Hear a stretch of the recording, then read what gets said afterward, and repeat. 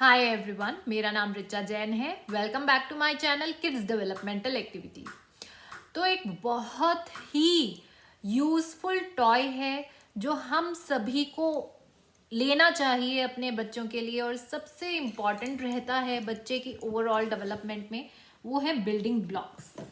Building blocks अगर मैं बात करूं बहुत इम्पॉर्टेंट रहते हैं क्योंकि इससे इतनी सारी चीज़ें डेवलप करते हैं बच्चे कि हम लोग उसका सोच भी नहीं सकते हैं, हम लोगों को पता भी नहीं होता है। फाइन मोटर स्किल्स इससे अच्छी होती हैं बच्चे की, हैंड एंड आई कोऑर्डिनेशन अच्छा होता है, spatial awareness, reasoning, cognitive flexibility आती है इससे, लैंग्वेज स्किल्स हम डेवलप करते हैं बच्चे की। इससे बच्चे में early introduction of maths, problem solving skills, साथ ही साथ हम लोग इसमें इंजीनियरिंग स्किल्स, क्योंकि उसको बिल्डिंग्स बनाना है, डिफरेंट डिफरेंट टाइप का जो है आप उसको पैटर्न्स दे सकते हैं, वो कंस्ट्रक्ट करना है। तो this is a great overall brain boosting activity for kid. अगर हम इसको थोड़ा सा बैठकर बच्चे के साथ टाइम स्पेंड करके उसको साथ में कराते हैं, then it's more fruitful and more useful.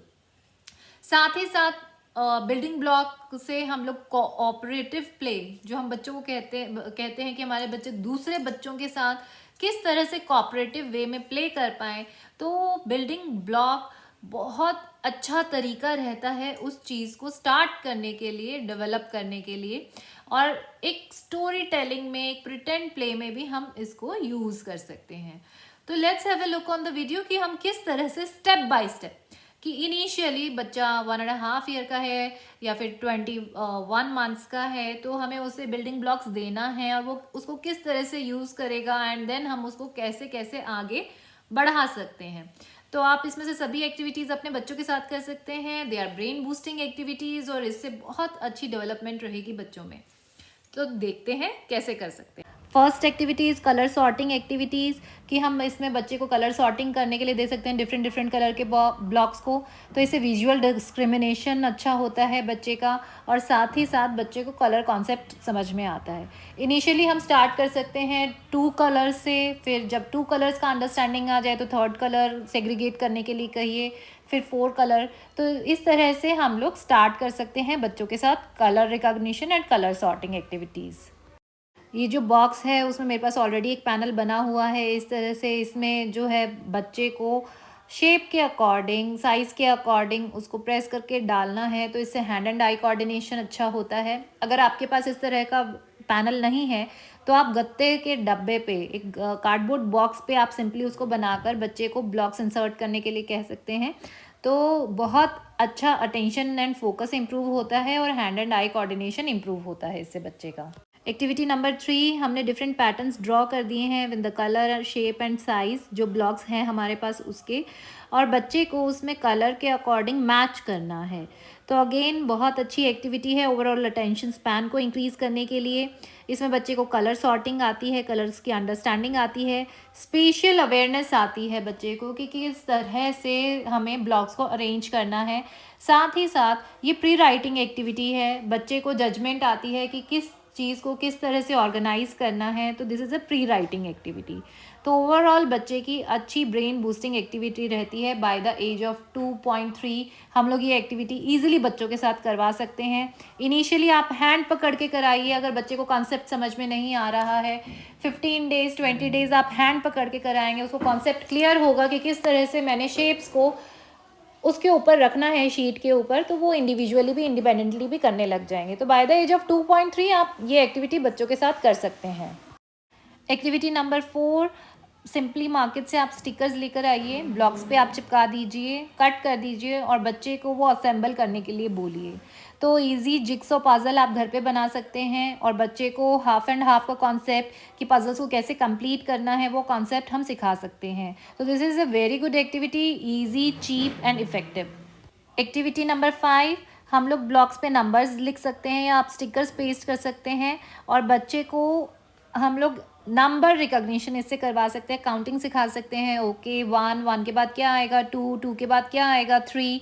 तो एक तो हमने इसमें एकेडमिक्स को ऐड ऑन किया, बच्चे को जो है नंबर कॉन्सेप्ट सिखाया, काउंटिंग में लर्न कराया, साथ ही साथ उसको ब्लॉक्स को अरेंज करना है, तो फाइन मोटर एक्टिविटी है, ब्लॉक्स को एक के ऊपर एक लगाना है, और विजुअल डिस्क्रिमिनेशन आ रहा है, बच्चे की ओवरऑल अटेंशन अंडरस्टैंडिंग इससे इम्प्रूव हो रही है। एक्टिविटी नंबर 6, काउंटिंग कॉन्सेप्ट हम इंट्रोड्यूस करा सकते हैं ब्लॉक्स के थ्रू। ये स्टिकर्स मैंने ब्लॉक्स पे चिपकाए हैं, इजीली मार्केट में अवेलेबल होते हैं। अगर आपको स्टिकर्स नहीं मिलते हैं या नहीं अवेलेबल हैं तो आप परमानेंट मार्कर से एक ब्लॉक पे नंबर और दूसरे ब्लॉक पे डॉट्स या कोई भी पिक्चर ड्रॉ कर सकते हैं और बच्चे को मैच करने के लिए बोल सकते हैं कि 1 okay this is 1 match, 2 this is 2 match. तो इससे हम लोग काउंटिंग कॉन्सेप्ट इंट्रोड्यूस करते हैं। एक्चुअली बात यह है, जितना फन वे में हम बच्चे को सिखाएंगे, जितना हम इन सब चीज़ों के साथ बच्चे को सिखाएंगे, तो बच्चा जल्दी लर्न भी करता है, अटेंशन भी देता है और एन्जॉय भी करता है। अगर हम सिर्फ कॉपी पेन के थ्रू सिखाएंगे तो बच्चे को बड़ा बोरिंग लगता है, बिकॉज वो एक्टिविटीज़ इतनी डल और बोरिंग है, वो उनको अट्रैक्ट नहीं करती, अपील नहीं करती हैं। तो दीज आर फन एक्टिविटीज़ जिससे हम बच्चे की जो बेसिक अंडरस्टैंडिंग है वो क्रिएट कर सकते हैं और बच्चा इसमें इन्वॉल्व भी होगा और लर्निंग अच्छी रहेगी।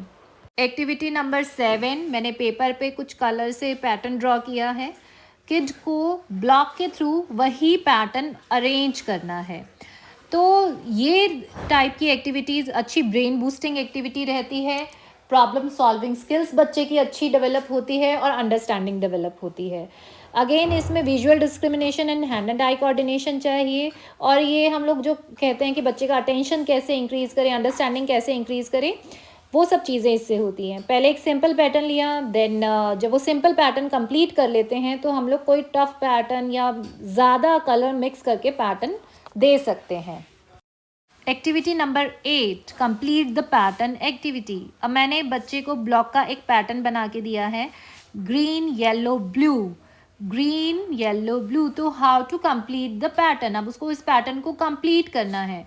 तो इसमें बच्चे को बहुत ज़्यादा माइंड यूज़ करना पड़ता है। ओके, अब मम्मा ने एक पैटर्न दिया है, अब उस पैटर्न को मुझे कंप्लीट करना है, तो वो मुझे किस तरह से करना है और किस नंबर में और किस ऑर्डर में ऑर्गेनाइज करना है, वो सब चीज़ें बच्चे को प्लान आउट करनी होती हैं, समझनी होती हैं। तो this is a very great activity जिससे बच्चे को ऑर्गेनाइजेशन स्किल्स अच्छी होती हैं और प्रॉब्लम सॉल्विंग स्किल्स अच्छी होती हैं। तो this is pattern completion. Activity number 9 is an imitation activity. Same colour के ब्लॉक्स हम 2 टीम्स में डिवाइड कर दिए। अब जैसे जैसे मैं बिल्डिंग बना रही हूँ, सेम बच्चे को इमिटेट करना है विद द सेम स्पीड। मेरी स्पीड को भी मैच करने का कोशिश करना है। इनिशियली हम स्पीड कम रखेंगे ताकि बच्चे को टाइम मिले।